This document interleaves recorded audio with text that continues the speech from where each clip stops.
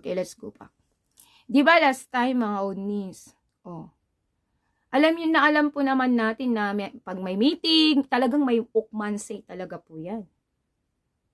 So, the first, nagulat ako na mag-pray, prayer closing. Okay, andun na. So, second time around, alam nyo palang namatay na, alam pala natin na namatay na yung, what's that? Yung nanay ni Ate Adelfa. So, dahil nga hindi so dapat prepare nyo para yung sasabihan nyo, isasend nyo na lang, ito yung gagawin, ito yung program. Hindi yung nandun na in fact, na, ay hindi ko kasi alam ganun. Alam nyo, parang unprofessional. Kasi hindi naman tetsyong yung pagdi-divine principle natin po eh. Kaya, minsan, yung mga nakaka-experience para ma-lift up, masasabi just like me. Pwede nyo kung sabihan mga Unis na, Cheryl, we have limitation. Look, anong nangyari kagahapon? Nag-take note ako, yung sinasabi ko, akala ni Ate Adelfa sa akin, hindi divine principle. Divine principle yun, tinake note ko po yun during the lecture po mga Unis. Pero, sinabi sa akin ni Ate Melody, divine principle lang siya lang pag-usapan, divine principle lang topic. And then tumawag uli si Ate Adelfa sa akin. Na Cheryl, na divine okay, na hindi ko kayo na-overan. Alam niyo mga Unis, wala sa puso ko yan. That time. Ganun pala ang feeling ninyo mga Unis. Kahit hindi nyo ako sabihan. Hindi po ako ganun. Hindi ako nag-over. Kasi you are asking ganito. And then the thing na how can you... Sinabi ko, hindi ako nga, di ba sabi ko doon na hindi ko nga naintindihan ang divine principle. Pero ganito pa rin yung faith ko.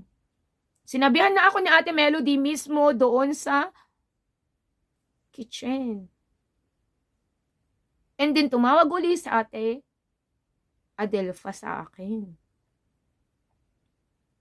So that's why, pero alam niyo po yun mga Unis, hindi ko po yun, diniptip. Pero what happened to our divine principle? Yes. Tapos ito pa, dapat mag-open sabi nyo, saka ka na lang. Kaya minsan only, we have to admit also yung mga iba. We have to considerate. Tignan nyo mga Omni, kahapon. Di ba divine principle lang? And that was the first time na, ito kasi reflection, that was the first time mag-join si Ate Pearly. Kasi pang 3 days pa lang yan na divine principle. So anong pinag-uusapan? Not only the divine principle, nag-topic doon din si Ate ng vigil prayer na napakalaki talaga ang tulong sa ating lahat ang vigil prayer. Gusto kong magsalita that time na, Ate, divine principle lang daw ang topic, wag dugtungan. Pero I really respect Ate Pearly. So, wala akong sinabi. At ganun na din sina Ate Adelfa, at syempre ako na rin. Totoo yan, Ate. I respect every one of you. Kahapon, kagabi. Pero gusto kong magsalita na, akala ko ba ang topic dito is about lang divine principle? Na pinamukha nyo sa akin na, wag, yung dadagdagan or wag magsasabi ng iba. Wag magtatapik ng iba. Ang tinatapik ko naman mga Unis is to encourage you to live. Kasi once na na-liberate yung mga ancestors, mas lalo nating maintindihan ng divine principle. That's only, pero actually in my heart, I really, really wanted to master the divine principle. Pero siguro, hindi na para sa akin yun. Kasi, kung ako pa yung tapos, wala na. Baka, hindi na ako physical body, spirit na lang po ako.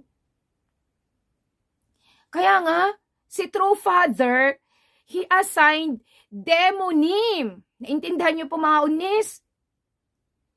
Every person, every blessed members, they have their responsibilities.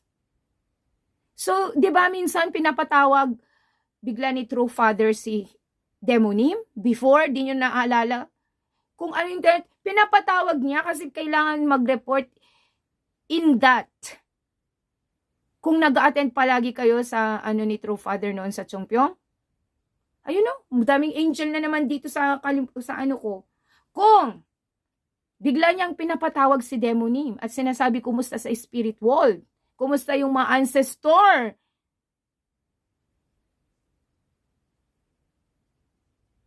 Hindi lang kung ano yung tinatapik ni True Father, hindi bigla niyang pinapatawag si Demonim. Kinukumusta ang mga ancestor sa spirit world. Kaya dapat 120 lang po yan talaga. And then dahil madilim pa nga, kaya sinabi ni True Father, until 210 generation liberate them. Ganon. And then dahil madilim pa rin, kaya naging 430 generation.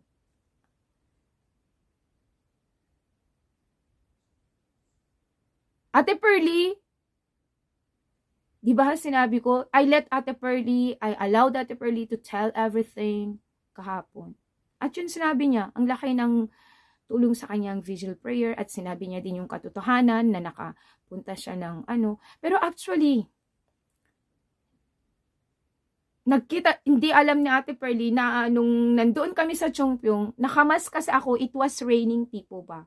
Mismo, nasa harap ko siya, na akala niya, hindi ako po yun. Na, sabi ko nga ganun, hindi niya akala yun. Pero actually, her ancestor, nag-thank you sa akin. And then, saglit siyang nawala. Pumunta na sa likod. Kasi, line up po yun eh. Hindi siya pwedeng sumingit doon, mga unis. Pero sabi ko, nagkita tayo, te. Pero kaya sabi niya, dahil nakamas ka, ganun, di ganun. Pero yung ancestor niya, they recognize me that I was there. Kaya nagkita kami spiritually. Kasi nung sinabihan ko si Onni, your ancestors, walang imposible. Kaya ang ancestor niya nag-thank you sa akin at di panggapta, ganun.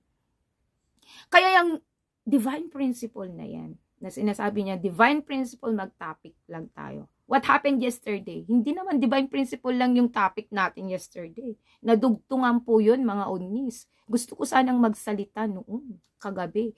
Pero no, I have to respect. Tapos, Ate Pearly and I are really spiritually connected. So, nung nag-last prayer sa Ate Pearly, she mentioned my name, that thank you, Cheryl. But actually, I'm not.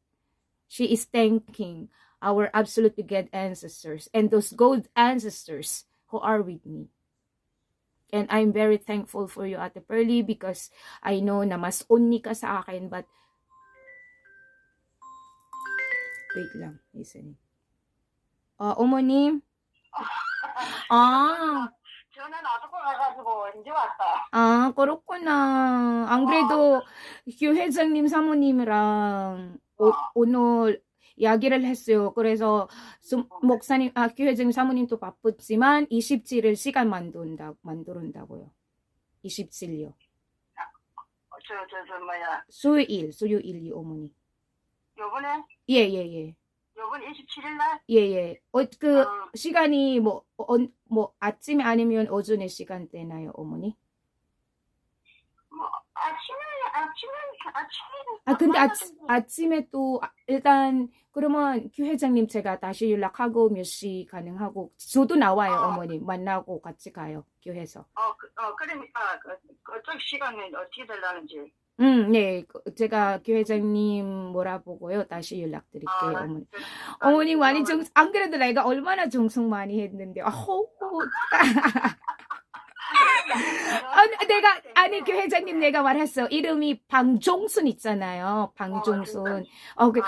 방가 너무 좋아. 왜냐하면 우리도 지금 2세 우리 교회 지금 교육받고 있어요. 저기 열심히 정성 들이고 저기 제가 종평 갔다. 그들 되게 방씨 있구나. 너무 좋은 사람 이러겠어요. 그래서 제가 안 그래도 왜냐하면 제가 얼마나 기도 많이 했거든요, 어머니. 오늘까지. 그래서 어머님 전화 안 하면 진짜 안 할 것 같아. 이렇게 하는 거예요. 아니야, 내가 음. 나가 하나 잘 놔두고 댕겨. 이 사람 이게 잘 놔두고 댕긴다. 아, 그래서 어머니 며느리